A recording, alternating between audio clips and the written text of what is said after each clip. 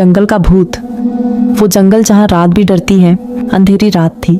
चांद बादलों के पीछे छुपा हुआ था, जैसे उसे भी उस जंगल में झांकने से डर लग रहा हो। वो जंगल जिसका नाम सुनते ही आसपास के गांवों में सन्नाटा छा जाता था। वो कालवन। कहते हैं उस जंगल में कोई रास्ता सीधा नहीं जाता, और जो गया वो वापस वैसा नहीं लौटा। गांव के बूढ़े कहते थे वो जंगल जिंदा है और वहाँ कुछ ऐसा रहता है जो इंसान नहीं है। जंगल के किनारे बसा गांव माधोपुर। माधोपुर छोटा सा गांव था। दिन में हंसता खेलता, लेकिन जैसे ही सूरज ढलता हर दरवाजा बंद, हर दिया बुझा, क्योंकि जंगल से रात को आवाजें आती थी। कभी औरत के रोने की, कभी बच्चे की हंसी, और कभी किसी भारी चीज के घसीटने की। वो पहली रात राघव शहर से पढ़ाई करके लौटा था। उसे भूत प्रेत पर भरोसा नहीं था। वो हंसकर बोला, अरे ये सब कहानियां ही हैं, जंगल वंगल कुछ नहीं होता। उसी रात जंगल से किसी ने उसका नाम लिया, धीरे साफ आवाज में, राघव। उसने पीछे मुड़कर देखा, कोई नहीं, लेकिन उसके पैरों के निशान मिट्टी में जंगल की तरफ जा रहे थे। यहीं से कहानी खतरनाक मोड़ लेगी। जंगल का असली भूत, उसकी मौत, उसका बदला, और वो रहस्य जो 50 साल से दबा है। वो जंगल जहाँ रात भी सांस नहीं लेती, जंगल जो जिंदा था। उस जंगल का नाम कोई नहीं लेता था, और अगर गलती से ले भी ले तो 3 बार जमीन पर थूक कर भगवान का नाम लेता, क्योंकि वो जंगल साधारण जंगल नहीं था। पेड़ वहाँ ऐसे खड़े रहते थे जैसे किसी ने उन्हें मरते वक्त जमा दिया हो। हवा चलती तो पत्ते नहीं हिलते, बल्कि कोई कराह उठती। रात में वहाँ सन्नाटा नहीं होता था, रात में वहाँ कुछ जागता था। माधोपुर गांव जंगल के ठीक किनारे बसा था। माधोपुर। दिन में ये गांव बिल्कुल आम लगता, बच्चों की हंसी, औरतों की बातें, मवेशियों की घंटियां। लेकिन सूरज ढलते ही पूरा गांव जैसे मर जाता। हर दरवाजा बंद, हर खिड़की पर लकड़ी की कुंडी, और हर घर में एक ही बात, आज कोई जंगल की तरफ नहीं जाएगा। जंगल की कहानियां। गांव के बुजुर्ग बताते थे, किसी ने जंगल में अपनी ही लाश देखी, किसी ने पेड़ों से लटकती औरत, किसी ने बिना मुंह की परछाई, और जो भी गया या तो लौटा नहीं या फिर पागल हो गया। सब कहते थे वो भूत जंगल का है और जंगल उसका। राघव की वापसी। राघव शहर से पढ़ाई करके लौटा था। आंखों में आत्मविश्वास और दिमाग में तर्क। भूत प्रेत पर उसे बिल्कुल यकीन नहीं था। उसने हंसते हुए कहा, ये सब डर फैलाने की कहानियां हैं, जंगल में बस जानवर होंगे। बूढ़े हरिया ने उसकी तरफ देखा, आंखें कांप रही थीं। धीमी आवाज में बोला, बेटा, जंगल में जानवर नहीं, कुछ और है। राघव हंस दिया। पहली चेतावनी। उसी रात करीब 12 बजे राघव अपने कमरे में लेटा था। तभी खिड़की के बाहर से आवाज आई, राघव। वो चौंक कर उठा, खिड़की खोली, कुछ नहीं, लेकिन जमीन पर गीली मिट्टी में नंगे पैरों के निशान थे, जो उसके कमरे से शुरू होकर सीधे जंगल की तरफ जाते थे। माँ की बात। सुबह राघव ने ये बात माँ को बताई। माँ का चेहरा सफेद पड़ गया। कांपती आवाज में बोली, बेटा, तू जंगल के पास मत जाना, तेरे पापा। वो चुप हो गई। राघव ने पूछा, और पापा क्या? माँ की आंखों से आंसू गिर पड़े। तेरे पापा उसी जंगल में 15 साल पहले। आवाज टूट गई। अधूरी सच्चाई। गांव वालों ने बताया, राघव के पिता लकड़ी काटने जंगल गए थे। उस दिन के बाद उनकी लाश कभी नहीं मिली। बस जंगल के बीच उनकी कुल्हाड़ी मिली थी, जिस पर खून नहीं बल्कि राख जमी थी। जंगल की तरफ पहला कदम। राघव को अब डर नहीं, जवाब चाहिए थे। वो शाम को अकेला जंगल की तरफ बढ़ा। जैसे ही उसने पहला कदम रखा, हवा रुक गई, पंछियों की आवाज बंद, और दूर से आई औरत की हंसी, पेड़ से लटकती परछाई। जंगल के अंदर एक पुराने बरगद के पेड़ से कुछ लटक रहा था, धीरे धीरे हिलता हुआ। राघव ने पास जाकर देखा, वो औरत की लाश थी। आंखें खुली और मुंह से आवाज, तू भी यहीं रहेगा। अचानक लाश गायब, और पीछे से किसी ने उसके कान में फूंका, भाग नहीं पाएगा। पहली मौत। जंगल के बाहर उसी रात एक लकड़हारा मरा पाया गया। उसका मुंह खुला हुआ, आंखें फटी, और छाती पर नाखूनों से लिखा, वापस आ गया है। राघव घर लौटा, दरवाजा बंद किया, पीछे मुड़ा। कमरे में कोई खड़ा था, लंबे बाल, उलटे पैर और टूटी हुई गर्दन। भूत ने मुस्कुराकर कहा, अब कहानी शुरू होगी बेटा। और दिया बुझ गया। जिसे जंगल ने चुना। अंधेरे में सांसें। दिया बुझ चुका था। कमरा पूरा अंधेरे में डूबा हुआ था, लेकिन राघव को अंधेरा नहीं डराता था। उसे डर लग रहा था उस सांस से जो उसके कान के पास चल रही थी। गर्म भारी और बदबूदार। अब कहानी शुरू होगी बेटा। ये आवाज उसके कान में नहीं, सीधे दिमाग में गूंज रही थी। राघव पीछे मुड़ा, कुछ नहीं, लेकिन फर्श पर गीले पैरों के निशान उसके बिस्तर तक आ रहे थे। माँ की चीख। अचानक दूसरे कमरे से माँ की चीख सुनाई दी। राघव वो भागता हुआ पहुंचा। माँ जमीन पर बैठी थी, आंखें फटी हुई। वो दीवार की तरफ इशारा कर रही थी। दीवार पर काले रंग से लिखा था, वो लौट आया है। और उस लिखावट से खून टपक रहा था। गांव में मौत की गंध सुबह होते ही पूरा माधोपुर कांप रहा था। लकड़हारे की मौत के बाद एक और लाश मिली, इस बार तालाब के पास। लाश उलटी पड़ी थी, पीठ की चमड़ी उधड़ी हुई और पीठ पर उंगलियों से लिखा था, जंगल का कर्जा। गांव के बुजुर्गों ने आसमान की तरफ देखा। हरिया कांपता हुआ बोला, अब रोक नहीं सकते। उसने गिनती शुरू कर दी है। गिनती क्या है? राघव ने हरिया को पकड़ा। कौन है वो? क्या गिनती? हरिया की आंखें भर आईं। 50 साल पहले हमने जंगल के साथ बहुत बड़ा पाप किया था। 50 साल पुराना सच। उस वक्त माधोपुर बहुत करीब था। जंगल के बीच एक जगह थी, देवकुंड कहा जाता था। वहाँ जंगल की आत्मा रहती है। लेकिन गांव वालों ने उस जगह पर लकड़ी काटनी शुरू कर दी। बूढ़े मना करते रहे, पर एक दिन एक औरत को देवकुंड में जिंदा बांध दिया गया। उस पर आरोप था ये डायन है। उस औरत का नाम था चंपा। चंपा की मौत अमावस की रात जंगल सन्नाटे में डूबा था। चंपा को बरगद के पेड़ से बांधा गया। वो रोई, गिड़गिड़ाई, लेकिन किसी ने नहीं सुना। जब उसे आग लगाई गई, उसने सिर्फ इतना कहा, मैं नहीं मरूंगी, मैं इस जंगल में रहूंगी और एक एक को लूंगी। उस रात जंगल में पहली बार उलटे पैरों के निशान दिखे। पहली गिनती। चंपा की मौत के बाद पहले मरा गांव का मुखिया, फिर पुजारी, फिर लकड़हारा। हर मौत के साथ लाश पर लिखा मिलता 1 2 3 और फिर गिनती रुक गई, क्योंकि गांव वालों ने एक बलि दी। एक आदमी को जंगल में छोड़ दिया। वो आदमी था राघव का पिता। पिता की सच्चाई। राघव का सिर घूम गया। मेरे पापा बलि थे? हरिया रो पड़ा। हम सब दोषी हैं बेटा, हमने उसे बचाने की कोशिश नहीं की। उस दिन के बाद गिनती रुक गई, लेकिन अब गिनती फिर शुरू। राघव के आने के बाद लकड़हारा 4, तालाब वाली लाश 5 और अगली गिनती। हरिया ने राघव की तरफ देखा। अब वो तुझसे पूरा करना चाहती है। जंगल का बुलावा। उस रात राघव को नींद नहीं आई। आधी रात खिड़की अपने आप खुली। बाहर जंगल से आवाज आई, आजा। उसके पैर अपने आप चल पड़े। जंगल के अंदर बरगद के नीचे एक औरत खड़ी थी, जली हुई, आंखों से खून। उसने कहा, तेरा खून बाकी है, लेकिन पहले तू सच देखेगा। भयानक दर्शन। बरगद के नीचे जमीन खुली। राघव ने देखा अपने पिता की लाश। आंखें खुली, मुंह से आवाज, ये बेटा, मुझे उन्होंने छोड़ा नहीं, मुझे उसने रखा है। और तभी जंगल हंस पड़ा। चंपा की आत्मा राघव के सामने खड़ी थी, उलटे पैर, टूटी गर्दन। वो बोली, या तो तू गांव को जलाएगा या फिर जंगल के साथ मरेगा।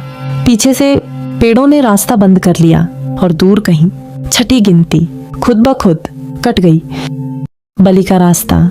जंगल ने छोड़ा नहीं। राघव की आंख खुली तो वो अपने घर के आंगन में पड़ा था।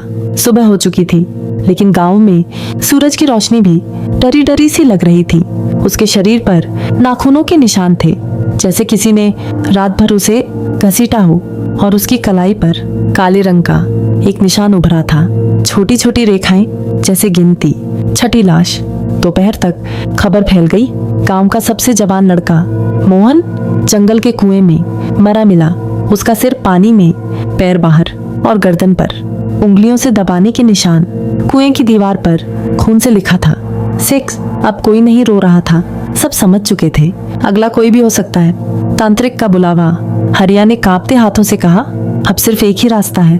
तांत्रिक कालू राम। कालू राम जंगल के दूसरे छोर पर रहता था।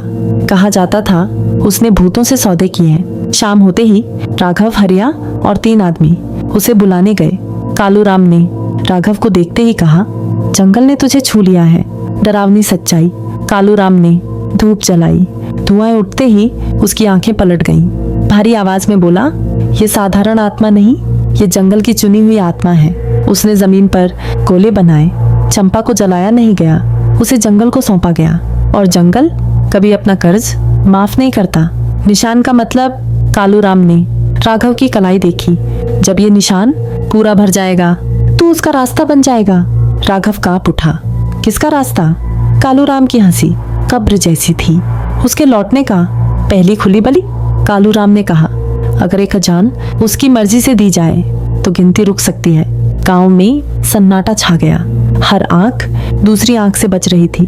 तभी भीड़ से आवाज आई, पुराना पागल भोलू। भोलू जो सालों से कुछ समझता नहीं था, उसे रात में जंगल ले जाया गया। बरगद के नीचे बली की रात, अमावस थी, आसमान बिना सितारों का। कालूराम ने मंत्र पढ़े। जैसे ही भोलू को पेड़ से बांधा, हवा चीखी, पेड़ हिलने लगे और अचानक चंपा प्रकट हुई। जली हुई चमड़ी, उलटे पैर, वो हंसी, ये मेरी बलि नहीं। और अगले ही पल भोलू का शरीर 2 हिस्सों में फट गया। खून बरसात की तरह गिरा। 7वीं गिनती सुबह भोलू की लाश नहीं मिली, सिर्फ उसकी खाल पेड़ पर टंगी थी और जमीन पर खून से लिखा सैवित। कालूराम डर गया। अब वो किसी को नहीं छोड़ेगी। अब उसे पूरा करना है। राघव का बदलना। उस रात राघव को सपने आए। वो खुद बरगद पर लटका था। नीचे पूरा गांव जल रहा था और चंपा उसके अंदर घुस रही थी। सुबह उठते ही उसकी आवाज भारी हो चुकी थी। आईने में उसकी आंखें कुछ पल के लिए लाल हो गईं। माँ की मौत। शाम को राघव की माँ घर में अकेली थी। पड़ोसियों ने चीख सुनी। अंदर गए तो माँ छत से लटकी थी, आंखें खुली और सीने पर लिखा इट। राघव की चीख पूरे गांव में गूंज गई। जंगल से हंसी आई। राघव बरगद के नीचे खड़ा था। चंपा सामने थी। उसने राघव के माथे पर हाथ रखा। अब तू मेरा रास्ता है। राघव की आंखों से आंसू नहीं, खून गिरा और दूर कहीं 9वीं गिनती अपने आप कट गई। जब इंसान मरता है और रास्ता जन्म लेता है। माँ की चिता। राघव अपनी माँ की लाश के सामने बैठा था। आंखें सूखी थीं, आंसू खत्म हो चुके थे। गांव वाले दूर खड़े थे। किसी में पास आने की हिम्मत नहीं थी। चिता जली, लेकिन धुआं सीधा आसमान में नहीं गया। वो मुड़ मुड़ कर जंगल की तरफ जा रहा था और तभी राघव के कान में आवाज आई, अब तेरा कुछ नहीं बचा। काम छोड़ने का फैसला। उसी रात पंचायत बैठी। हरिया कांपते हुए बोला, ये गांव अब शापित है। जो बचना चाहता है सूरज निकलते ही निकल जाए। कोई विरोध नहीं हुआ, क्योंकि सबने देखा था मौत अब नाम पूछकर नहीं आ रही। पहली भागदौड़। सुबह होते ही लोग सामान बांधने लगे। औरतें रो रही थीं, बच्चे चुप थे। जैसे ही पहली बैलगाड़ी गांव की सीमा पार करने लगी, जमीन कांपी। जंगल से हजारों पत्ते एक साथ गिरे और हवा में चंपा की आवाज गूंजी, ये कोई नहीं जाएगा। रास्ता बंद। मुख्य कच्चा रास्ता अचानक गायब हो गया। जहाँ रास्ता था वहाँ अब घना जंगल था। लोग पीछे भागे, लेकिन पीछे भी पेड़ उग चुके थे। गांव अब चारों तरफ से जंगल के अंदर बंद हो चुका था। सामूहिक मौत। भीड़ में भगदड़ मची। तभी एक आदमी चीखा। उसका पैर जमीन में धंस गया। फिर दूसरा, फिर तीसरा। जमीन में लोगों को निगलना शुरू कर दिया। कुछ के सिर बाहर थे, कुछ के हाथ। चीखें, खून और मिट्टी, और हर लाश के साथ हवा में उभरा 10, 11। राघव का पहला कत्ल। राघव ये सब देख रहा था। उसके कान में 2 आवाजें थीं, एक उसकी अपनी, एक चंपा की। रोक इसे पूरा कर। भीड़ से एक आदमी उसकी तरफ भागा। वही आदमी जिसने कभी उसके पिता को जंगल में छोड़ा था। राघव ने उसे पहचाना। उसके हाथ अपने आप उठे और आदमी हवा में उठ गया। हड्डियों की आवाज आई, खड़क खड़क। आदमी गिरा, मरा हुआ। राघव की कलाई पर एक और रेखा पूरी हो गई। अंदर की लड़ाई। राघव जमीन पर गिर पड़ा। वो चिल्लाया, निकल मेरे अंदर से, लेकिन जवाब हंसी में मिला, तू ही तो दरवाजा है। राघव की आंखें पूरी तरह काली हो गईं। कालूराम की आखिरी कोशिश। कालूराम अपने झोपड़े से दौड़ता हुआ आया। उसके हाथ में जंगल की पुरानी मूर्ति थी। अगर इसे तोड़ा तो ये बंधन टूटेगा। उसने मूर्ति उठाई। तभी पेड़ की जड़ जमीन से निकली और उसे चीरती चली गई। कालूराम आधी जमीन में गड़ा। मरते वक्त बोला, अब सिर्फ आग, और चुप हो गया। आग का खेल। राघव ने मूर्ति उठाई। उसके हाथ जले नहीं। उसने मूर्ति जमीन पर पटकी। पूरा जंगल एक पल के लिए चुप हो गया। फिर हजारों आत्माओं की एक साथ चीख। आसमान लाल हो गया, लेकिन चंपा और ज्यादा साफ दिखने लगी। अब मैं पूरी हूँ। राघव बरगद के नीचे खड़ा था। अब वो अकेला नहीं था, उसके पीछे सैकड़ों परछाइयां थी। चंपा ने उसके सीने में हाथ डाला। अगला अंक तू खुद होगा। राघव ने आंखें बंद की और गिनती अपने आप 12 पर रुक गई। अंत जो शुरुआत था, 12वीं गिनती के बाद बरगद के नीचे हवा बिल्कुल रुक चुकी थी। न पत्तों की आवाज, न पंछियों की, जैसे जंगल सांस रोककर इंतजार कर रहा हो। राघव घुटनों के बल बैठा था, उसके सीने से काला धुआं उठ रहा था। चंपा उसके पीछे खड़ी थी। अब उसकी शक्ल और साफत थी, जली हुई चमड़ी, खुली हड्डियां और आंखों में सदियों का गुस्सा। तेरा काम लगभग पूरा हो चुका है, उसने फुसफुसाया। सच का आखिरी टुकड़ा। राघव ने कांपती आवाज में पूछा, मेरे पापा, क्या उन्होंने भी किसी को मारा था? चंपा हंसी नहीं, हड्डियों के घिसने की आवाज। नहीं, वो सिर्फ देखने वाला था, जैसे तू अब है। बरगद के नीचे जमीन फिर खुली। राघव ने देखा उसके पिता जंगल की जड़ों से बंधे हुए थे, सिरिंदू लेकिन उम्रों से। उनकी आंखें खुली। ये बेटा, मुझे मार दे। जंगल की सच्चाई। चंपा बोली, मैं बदला नहीं हूँ, मैं संतुलन हूँ। उसने हाथ फैलाए। राघव ने देखा कटे पेड़, सूखी नदियाँ, जली जमीन, इन सब की कीमत किसी ने नहीं चुकाई, इसलिए मैं हूँ। राघव रो पड़ा। तो सबको मारना जरूरी था? चंपा की आंखें लाल हो गईं। अब नहीं, बस एक आखिरी बलि। चंपा ने राघव की तरफ देखा। या तो तू या पूरा जंगल, हमेशा के लिए। राघव समझ गया, अगर वो मरा, गिनती पूरी होगी, जंगल शांत होगा। अगर नहीं, जंगल हर बार किसी नए को चुनेगा। उसने अपने पिता की तरफ देखा। पिता मुस्कुराए। अब बारी तेरी है बेटा। राघव का फैसला। राघव खड़ा हुआ। उसका शरीर अब आधा इंसान नहीं था। उसने चंपा से कहा, अगर मैं मरूं तो ये सब रुकेगा? चंपा ने सिर हिलाया। मैं खत्म हो जाऊंगी, जंगल सो जाएगा। राघव ने आंखें बंद की और बरगद की जड़ में खुद को बांध लिया। मौत जो शांति लाई। जैसे ही बरगद की जड़ों ने राघव को जकड़ा, उसकी कलाई की सारी रेखाएं एक साथ जल उठी। चंपा चीखी, जंगल कांपा, पेड़ टूटे, आत्माएं चिल्लाईं और फिर सन्नाटा। चंपा की देह राख बनकर हवा में उड़ गई। सुबह सूरज निकला। 50 साल बाद पहली बार जंगल से धुआं नहीं, पंछियों की आवाज आई। रास्ते वापस आ गए। जंगल फिर से जंगल बन गया। बरगद के नीचे कोई लाश नहीं थी, सिर्फ एक नया पेड़ उगा था। आखिरी चेतावनी। सालों बाद लोग वापस आए। उन्होंने उस पेड़ के पास एक पत्थर लगाया। उस पर लिखा था, जंगल बदला नहीं लेता, वो याद रखता है। लेकिन रात में अगर कोई उस पेड़ के नीचे बहुत देर खड़ा रहे तो हवा में धीमी आवाज आती है, गिनती मत भूलना। कहानी समाप्त हुई।